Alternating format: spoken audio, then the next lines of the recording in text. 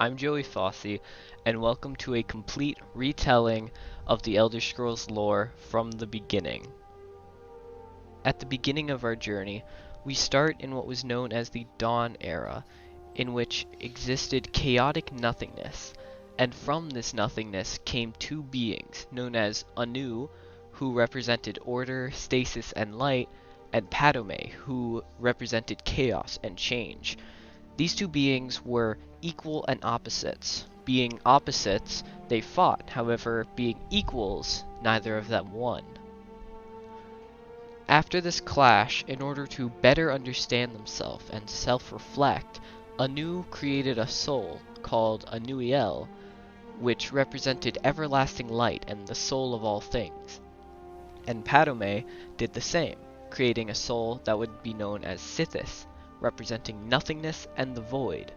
Of course, these two souls, just like Anu and Padome, were also equal and opposites. Instead of clashing, these two souls created a set of conditions which would later result in the creation of the Arbus, also known as the universe. After this, Anuiel created a soul just like Anu did, known as Ariel, later known as Akatosh.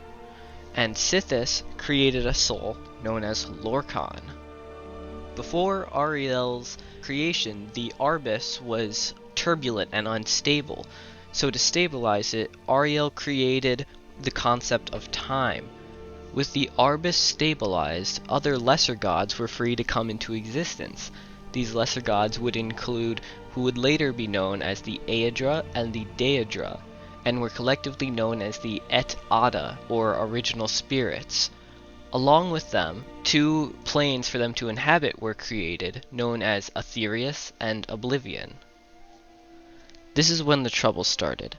In order to send the universe back into a state of chaos, Lorkhan approached the lesser gods and Ariel and convinced them to create a new plane of being, the mortal plane, known as Mundus, and populate it with their own creation. Now, the catch was that, unlike Anu and Padome, these lesser gods were not infinite, and so they could not create anything they wanted without consequence. So in order to create Mundus, they had to give up parts of their power. Some believe that Lorkhan knew of this, and his plan was to make them give up their power and become less powerful as a result.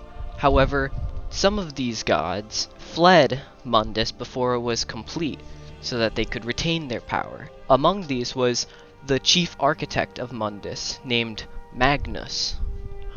He left Mundus into the plane of Aetherius, punching holes through the barrier, which would later be considered the stars and the sun. Magnus, being the largest, creating the sun, and the lesser gods who fled with him, creating the stars. These lesser gods would later be known as the Magna-Gi. Now, the gods who remained in Mundus were understandably upset about being tricked by Lorkhan and giving up their power. So they met on Nirn, or Earth, at what would later be known as the Convention. This is where it gets a little confusing. Lorkhan's heart was considered to be the heart of Nirn, and it was decided that Lorkhan's heart would be removed from his body and destroyed.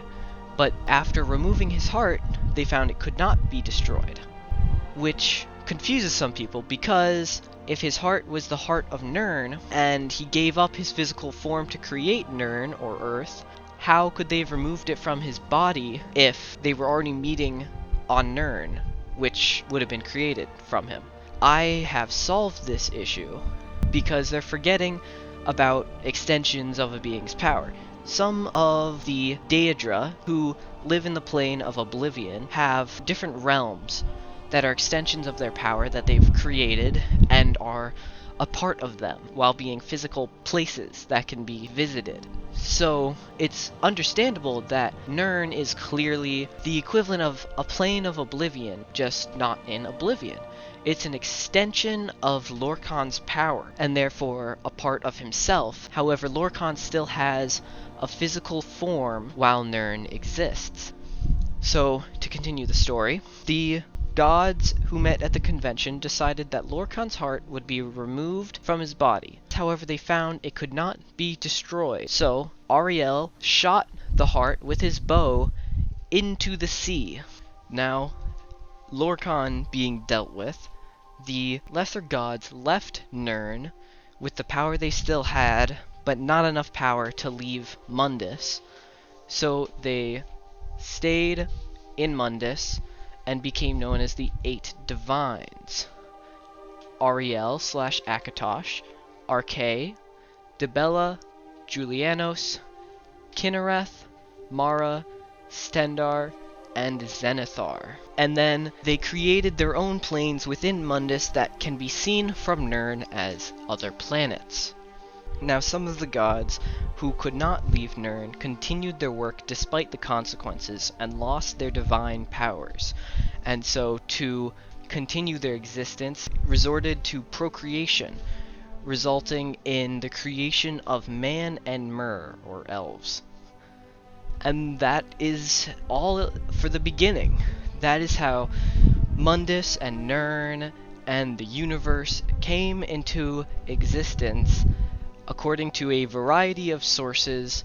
Whether they are credible or not, who knows? Whether they contradict each other too much, who knows? But the most logical explanation for the creation of the Elder Scrolls universe has just been told to you. I hope you enjoyed this presentation, and perhaps I'll make more in the future.